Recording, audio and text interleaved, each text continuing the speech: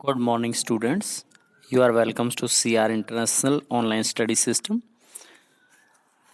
आज assignment number 6 11th art 7 में subject history English medium, date 27 मई 2020, topic ancient Mesopotamia, lesson number 2।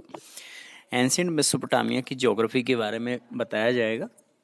इसके अंदर उसके भूगोल से संबंधित कुछ जानकारी हम रखते हैं, जैसे कि मेसोपोटामिया सभ्यता के अंदर जो शहरी जीवन की शुरुआत यहाँ पे देखने को मिली। मेसोपोटामिया जो शब्द है वो ग्रीक भाषा से लिया गया है, जिसमें मेसोज शब्द से लिया गया है।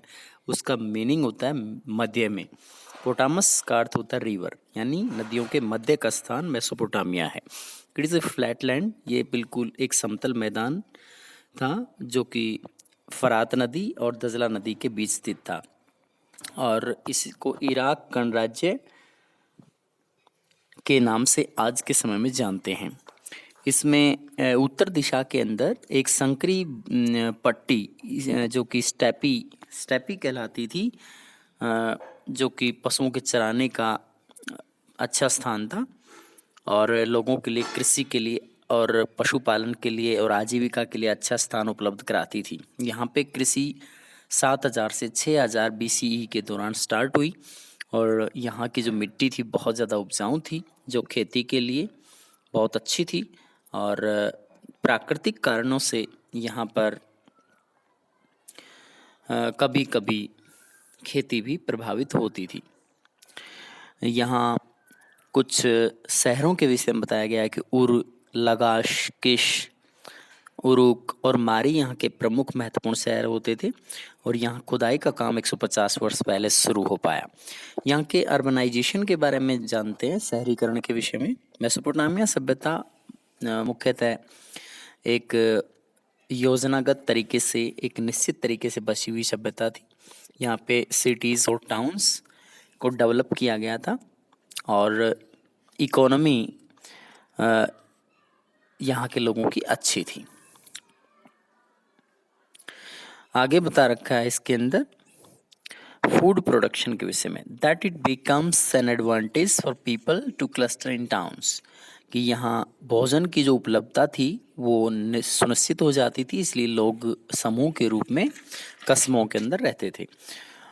Urban economies comprise besides food production, trade, manufacturers and services. शहरी जो अर्थव्यवस्थाएं थी उसके अंदर बहुत सी उपलब्धताएं सुनिश्चित हो रही थी। उत्पादन काम होता था, व्यापार होता था, उत्पादन निर्माण का कार्य होता था, और सेवाएं प्रदान की जाती थी। यहाँ पे सामाजिक संगठन के लिए अच्छा स्थान था, और इस शहर के अंदर बहुत ही ज़्यादा उत्पादन करना आसान हो गया था, लाभ मिल रहा था, और श्रम विभाजन भी यहाँ पे जो शहरी जीवन की प्रमुख विशेषता थी। इसके अलावा हम मूवमेंट्स ऑफ गुड्स और सिटीज़ के विषय में जानेंगे।